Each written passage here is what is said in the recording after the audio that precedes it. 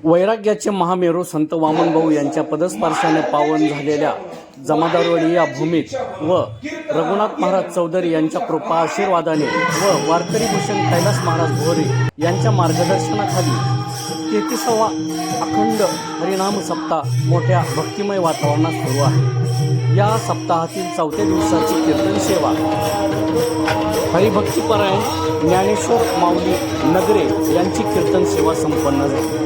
यावेळी मोठ्या संख्येनं भाविक भक्त या कीर्तन सेवेसाठी उपस्थित होते। पाहूया हा कीर्तनातील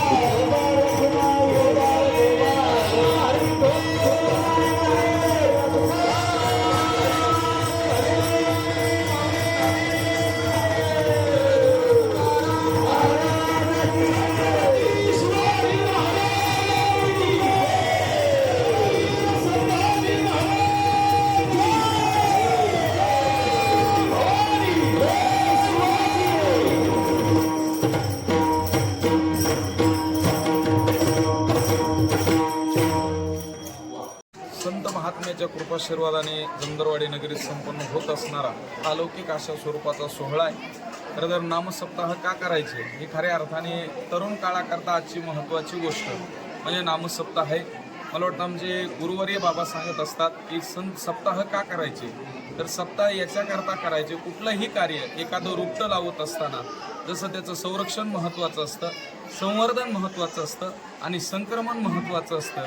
या 3 गोष्टी ज्यावेळी घडतात त्यावेळी समाज पुढे चालत असतो। नामसप्ताह काय करत असतो, तर मला वाटतं नामसप्ताह तुमच्या माझ्या संस्कृतीचं संरक्षण करत असतो। तोच नामसप्ताह ते संरक्षण करून त्याचं संवर्धन म्हणजे त्यात वाढ करण्याचं काम, समाजातल्या सद्गुणाची वाढ व्हावी हे करत असतो। आणि वाढ होत असताना तेच संक्रमण तेच संस्कार हे पुढच्या पिढीकडे संक्रमित करायचं संक्रमण हे त्या ठिकाणी नामसप्ताहाच्या माध्यमातून होत असतं। संत विचाराचा जागर आणि युवकांची खरं तर आज युवकांच्या मनावरती सगळ्यात महत्त्वाची गोष्ट कोणती असेल तर संत विचार बिंबणं हे अत्यंत महत्त्वाचं आहे आणि त्याच्याकरता नामसप्ताह आहेत।